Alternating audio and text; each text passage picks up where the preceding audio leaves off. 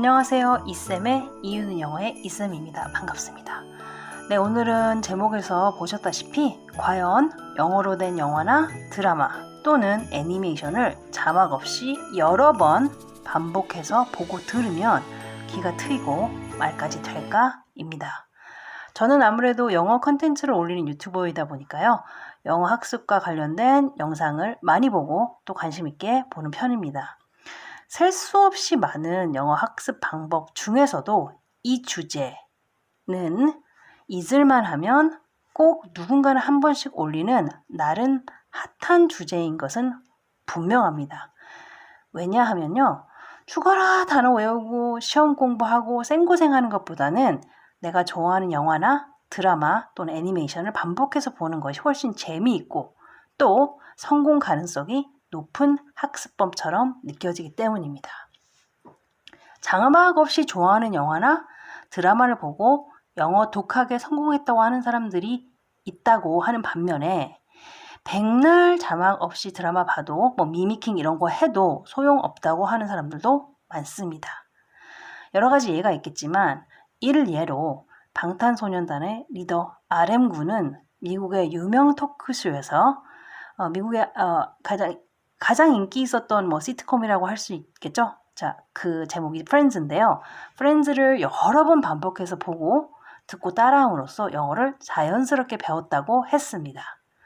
또 하나의 예를 들면 하버드 대학 출신 아나운서 신하영 씨 역시 초등학교 시절 디즈니 영화에 꽂혀서 한 영화를 무려 5,000번 가까이 봤다고 합니다. 60분짜리 애니메이션 영화의 모든 대사를 통째로 외웠다고 하니 이건 어느 정도 신빙성이 있다고 볼 수 있겠네요. 자, 그렇지만 마지막 예로 바로 이쌤이 있습니다.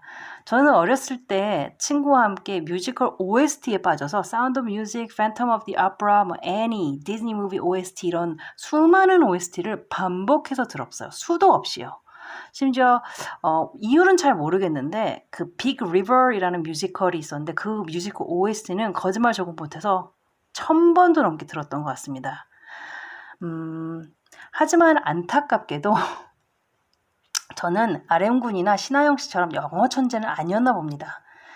저는 그 OST를 그렇게 많이 듣고 들으면서 가사를 따라 적고 내용 해석도 해봤지만 정작 영어를 배우게 된 것은 그 방법은 아니었어요. 언어를 배우기에 가장 시기적절하다고 할 수 있는 상황이었어요. 저는 즉 모국어를 어느 정도 학습한 상태였고 초등학교 고학년이었고요. 완벽한 EFL 환경, 제가 미국에 있었으니까 그 당시에 환경이었음에도 불구하고 제가 영어를 배우게 된 방법은 다른 방법이었어요. 그와 관련해서는 다음 영상에 올리도록 하겠습니다. 네, 본론으로 돌아가서 그렇다면 자막 없이 영화나 드라마 또는 애니메이션을 반복 청취하는 것은 영어 학습 효과가 있다 없다에 대해서 이야기를 좀 해봤으면 좋겠습니다. 일단 같은 말을 반복해서 듣는 것은 어느 정도 한계가 있는 것 같아요. 그러니까 좋아하는 책이나 영화를 여러 번 반복해서 아이들은 봐요. 자기가 좋아하면. 그럼에도 불구하고 30번 정도 넘어가면 질릴 수밖에 없죠. 거기에 함정이 있습니다. 아이들은 좋아하면 시키지 않아도 10번, 20번도 더 보고 듣겠지만 영어 공부 차원에서 같은 영화를 계속 보라고 하면 과연 그렇게 할까요? 그래서 그게 안 되면 이거라도 안 할 거면 너 영어 학원 다녀야 돼 등의 협박성 발언으로 또 보게 할 수는 있겠지만 억지로 하는 것은 무엇이든 그만큼 효율이 떨어지겠죠. 자, 그러면 영어로 된 드라마나 영어를 반복적으로 들으면서 영어 실력을 키우려면 생각의 전환이 조금 필요합니다. 말하기보다는 문장 쓰기나 단어 인식 능력에 대한 욕심을 한번 내보는 게 어떨까 싶습니다. 말하기 실력을 키우기 위해서는 외국인과 잦은 의사소통이 가장 좋은 방법이지요. 결과적으로 아무리 아이가 영화나 드라마, 애니메이션을 반복적으로 봐서 대사를 다 외운다고 해도 정작 외운 대사를 적용해서 활용하지 않으면 소용이 없다는 말씀입니다. 그래서 오히려 아이가 영화나 드라마 또는 영어로 된 애니메이션을 좋아한다면 반복 청취를 통해서 영어 말하기 실력보다는 단어와 수거를 통한 문장 만들기에 어떤 학습적인 효과를 좀 욕심내 보셔도 괜찮을 것 같습니다. 제가 이렇게 말씀드린 이유는 비단 BTS RM군이나 신하영뿐만 아니더라도 그런 방법을 통해서 어떤 듣기나 말하기에 성공한 친구들도 있을 거예요, 분명히. 제 주변은 없습니다만 제가 저번 영상에도 그렇고 이번 영상에도 그렇고 굉장히 좀 부정적인 그런 사례들만 말씀드리는 것 같은데, 그냥 아주 지극히 그냥 어떤 한국 아이들의 현실을 저는 말씀드리는 거고, 제가 가외나 영어학원에서도 오래 종사를 했지만 그렇게 해서 영어로 말하기에 성공했다라고 본 경우는 정말 20년 경력 동안 한두 명? 제가 2명도 안 되는 것 같아요. 1명 정도 아주 이례적인 언어 재능이 있는 거의 영재로 분류되는 친구여서 1명 정도라고 할 수 있겠지만 거의 없다라고 볼 수 있습니다. 근데 BTS RM군이나 신하영 씨 같은 경우에는 사실 외국에 갈 일이 많고 외국인을 직접 접할 기회도 많았고 그동안 외웠던 영어 대사를 활용할 기회가 그만큼 많았다는 얘기죠. 하지만 그렇지 못한 일반 그냥 국내에서 학교 다니고 그런 친구들은 반복 청취로 인한 영어 말하기에 성공하기가 현실적으로 어렵습니다. 그렇게 볼 수밖에 없는 게 앞서 말씀드렸듯이 외국인, 그러니까 원어민, 소위 말해서 원어민이랑 의사소통을 많이 하고 대화를 많이 나눠야지 이걸 활용할 수 있는데 그렇지 못한 경우가 더 많기 때문입니다. 자, 그러면 이제 영어로 된 영화나 애니메이션 등을 통해서 단어나 수거를 학습할 수 있는 2가지 방법에 대해서 이야기해 보도록 하겠습니다. 네, 첫 번째 방법은요, 고전적인 방법이긴 합니다. 바로 영영 자막을 보여주는 것입니다. 그런데 영영 자막을 보여주는 것에도 다양한 방법이 있습니다. 영상을 보여주면서 우리가 흔히 생각하는 것처럼 영영 자막을 함께 틀어주는 것이 아니라 영화의 대본을 보여주는 것입니다. 즉, 책 구매 사이트나 앱을 통해서 스크린 영어 회화나 디즈니 영화 대본 등을 검색해 보시면 관련 책들이 있습니다. 이런 책을 구매하셔서 대본집을 미리 보여주는 방법입니다. 여기서 단점은 그 대본집이나 대본책이라고 할 수 있나요? 그런 것들은 주로 디즈니나 픽사 영화가 대부분인데 아이가 좋아할 만한 영화를 이 중에서 고르셔야 한다는 단점이 있습니다.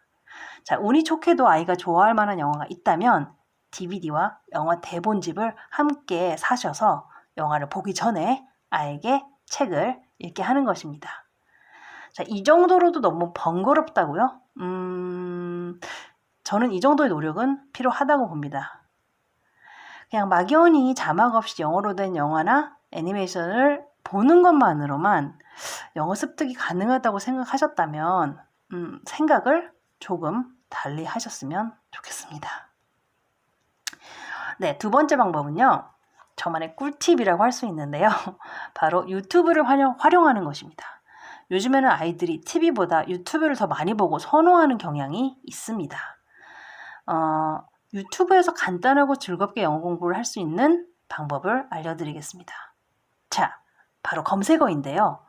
유튜브에서 영어로 Disney and Pixar Movies Script to Screen을 쳐서 입력하셔서 보시면 이런 화면이 나옵니다. 영화의 주요 장면과 영화의 대본이 함께 보이는 거죠.